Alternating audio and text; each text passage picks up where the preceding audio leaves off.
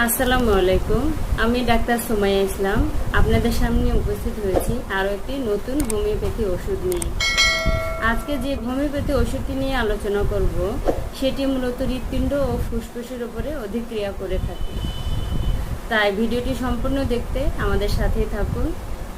ভিডিওটি ভালো লাগলে লাইক, কমেন্ট এবং শেয়ার করবেন। আর এরকম নতুন নতুন ভিডিও পেতে আমাদের চ্যানেলটি সাবস্ক্রাইব করে পাশেই থাকবেন।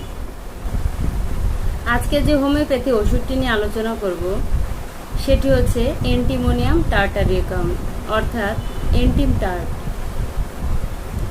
এখন এন্টিম টার্টের কিছু লক্ষণ সমূহ নিয়ে আলোচনা করব। এন্টিম টার্টে ছোট বাচ্চাদের সর্দি কাশি, বুকে জমে, গলায় সাঁই সাঁই ঘর ঘর শব্দ, শ্বাসকষ্ট, কাশতে কাশতে বাচ্চা বমি করে ফেলে, এরকম ক্ষেত্রে এন্টিম টার্ট খুবই কার্যকরী একটি ওষুধ। নিউমোনিয়ায় এন্টিম টার্ট একটি অদ্বিতীয় ওষুধ। নিউমোনিয়ার ব্যথা, ডান দিকে শ্বাসকষ্ট হয়, রোগী অত্যন্ত দুর্বল হয়ে যায় এবং শুধু ঘুমাতে চায়, এ সকল ক্ষেত্রে এন্টিম টার্ট একটি অব্যর্থ ওষুধ। হাঁপানি কাশিতেও এন্টিম টার্ট খুবই কার্যকরী একটি ওষুধ।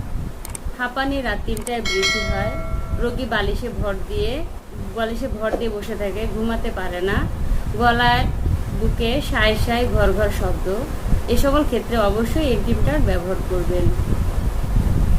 ফুসফুসের সাথেও এন্টিম টার্ট খুবই কার্যকরী একটি ওষুধ। শিশু ভূমিষ্ঠ হবার পর শ্বাসকষ্ট হলে প্রথমে পানির ঝাপটা দিয়ে, ব্যর্থ হলে এন্টিম টার্ট এখানে খুবই কার্যকরী একটি ওষুধ। এছাড়া বসন্তের উদ্ভিদ যদি বাহিরে বের হতে না পেরে ভিতরে চাপা পড়ে এবং এর কারণে যদি শ্বাসকষ্ট, জ্বর, ঠান্ডা ইত্যাদি হয়, এক্ষেত্রে এন্টিম টার্ট একটি উপযোগী ওষুধ। সবিরাম জ্বর, সর্দি কাশি, শ্বাসকষ্ট, বুকে সাঁই সাঁই শব্দ ইত্যাদির সাথে যদি বমন ইচ্ছা, ঘুম ঘুম ভাব থাকে, তাহলে এন্টিম টার্ট খুবই কার্যকরী একটি ঔষধ। এছাড়া মাথা ব্যথা, কপাল গরম, এ কারণে রোগী চোখ বন্ধ করে থাকে, এ সকল ক্ষেত্রেও এন্টিম টার্ট একটি কার্যকরী ওষুধ।